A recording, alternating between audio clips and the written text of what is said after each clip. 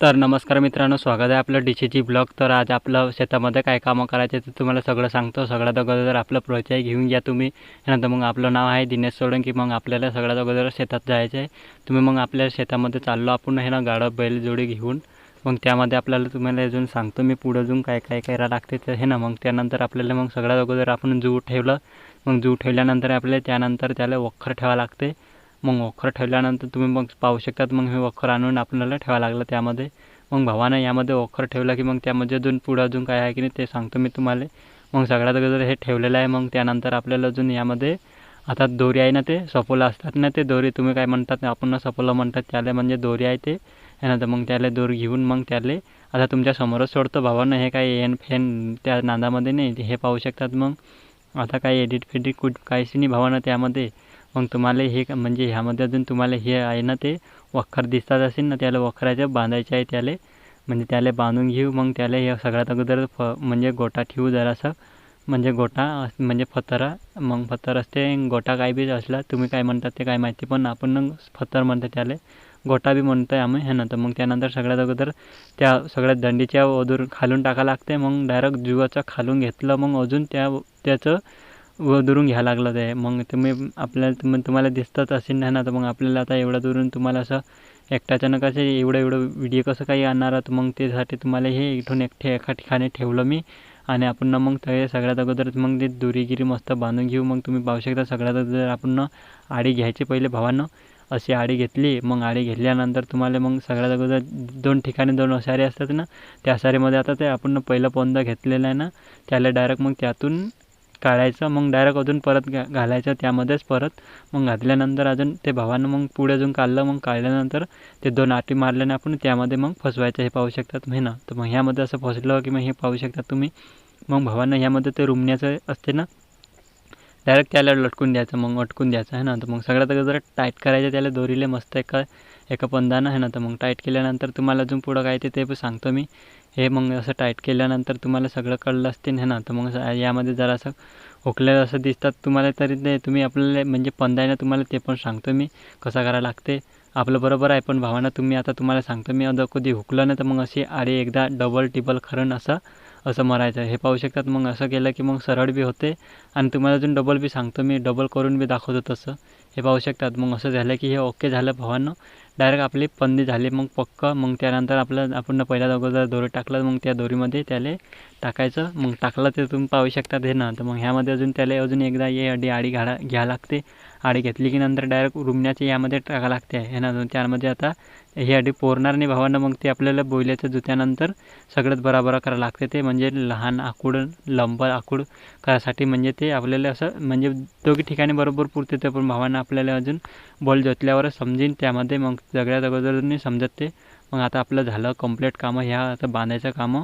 मग त्यामध्ये तुम्हाला हे काय म्हणजे तुम्हाला दाखवलेलं आहे, हे पाहू शकतात. मग ह्यामध्ये आता ते वखर कशासाठी मारायला आलं ते पण सांगतो मी तुम्हाला. हे आपला केळीचं आपण सुरुवाती करायला आहे. मग भावानं तुम्हाला ते पण दाखवतो मी. वखर बांधणं झालं ओके. मग त्यानंतर तुम्हाला अजून दाखवतो मी.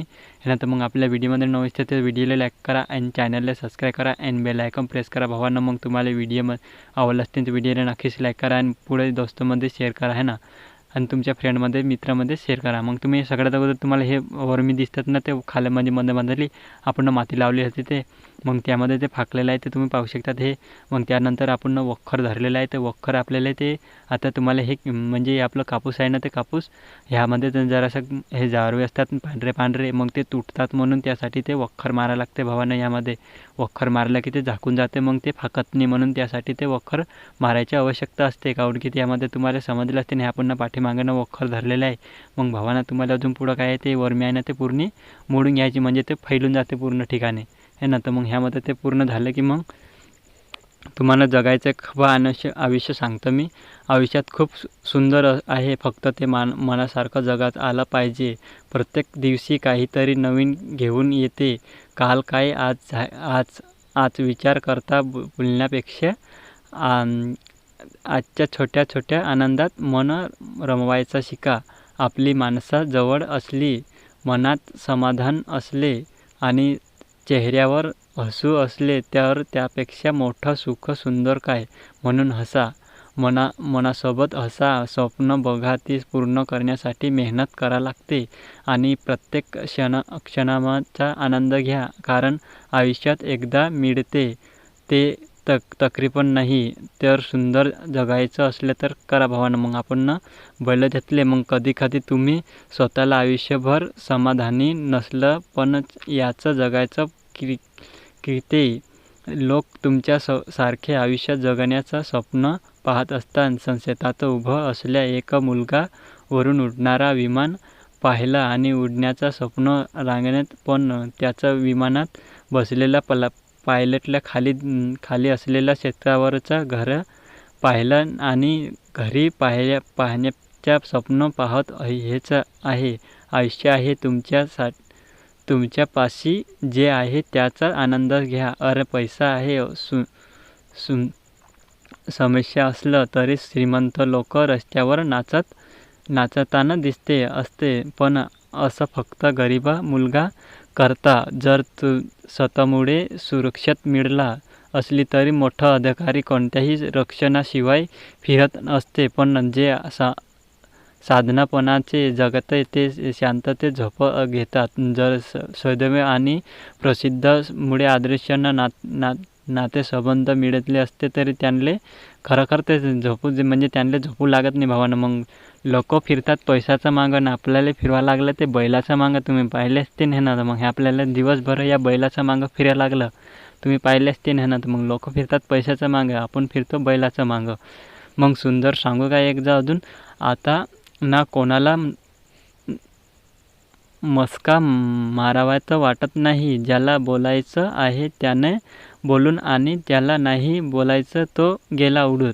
आता फक्त स्वतःचा विचार करायचा. कोणाला काय वाटलं नाही, कोण काय विचार करते ह्या सगळ्याचा विचार नाही करायचं. कारण जर तुम्ही ह्या स्वतःचा आदर केला तर हे जगण्याचा आपला आदर करणारा भेटू शकते. मग आपल्याला असं कष्ट करायला लागते. तुम्ही पाहिले असते नाही ना, तर मग सगळेच लोक आपल्याला बघत असते नाही ना, तर मग आपल्याला हे असं कष्ट करायला लागते भावानं. आणि पोरगी कसं पाहिजे म्हणजे चांगला मुलगा पाहिजे आहे ना. आताच्या मुलगाला होणारा खूप सोपं वाटते. लहानपणी घराच्या जबाबदारी येतात आणि उरलेले स्वप्न मिटून जातात. दिवस रात्र कष्ट करायचं, झोपणं जुन्या आठवण्यात झुरायचं की वेळेला वेळ दिला तरी कामाला वेळ मिळत नाही. कामाला वेळ दिली तरी कोणाला वेळ मिळत नाही. दोन घास चुकीचा मिळत नाही कोणाकडून तरी. मन हलका करायचं, पण मन हलका करायचं ही कोणी सोबत नसते. हे सर्व घडूनही सांगतो मी आहे मस्त, कारण आम्ही मुलगा आहे ना. आमचा असंच असतं तरी वाटतं की मुलगा होणारा खूप सोपं असते, पण भावांना ते सोपं नसते. हे कष्ट कधी करायला लागले तुम्ही पाहू शकतात आपल्या व्हिडिओमध्ये. यानंतर मग तुम्हाला बघितलं असते ना, यामध्ये आता आपण गवत आणलं, मग ते गवत बैलासाठी आणलं, मग ते बैलाला सगळ्यात अगोदर टाकायला लागलं ते, मग ते आणलं चारा टाकलं, मग ते अजून तुम्हाला दिसत तसं असते ना. तर मग ह्यामध्ये आता तुम्हाला आता अजून कापा लागलं, मग त्यामध्ये अजून ठेवून त्यामध्ये आता तुम्हाला सगळं कष्ट दाखवतो मी तुम्हाला की शेतकरी म्हणजे मुलगा होणारा किती सोपं वाटते तुम्हाला. ह्यामध्ये आता एवढं कष्ट करायला लागते की हे पाहू शकता तुम्ही. एक ठप्पी करून त्या ठप्पीवर टाकला लागला. मग टाकल्यानंतर तुम्हाला मग सगळ्यात अगोदर मग ते गवत जमा करून आणलं, मग अजून त्याला गाळाच्या ओदरत टाकायला लागलं होते. तर मग तुम्ही ते पण पाहू शकतात का ह्यामध्ये ते हे ना. तर मग हे आपलं सगळं ओके कामं झालेलं. आता घरी न्यायचं टाईम झाले आपले. मग आपलं वखरं कामं कंप्लीट झालेलं भावानं. ह्यामध्ये आता आपल्याला घरी जायचं कामं होईल आहे. म्हणजे तुम्ही पाहू शकतात आपलं बैल गेलं आपण बांधलं आणि चारा टाकलं ते आणले. मग जाताना सहसायचं जरासं पाऊस सुरू झाला तर हे पाहू शकतात.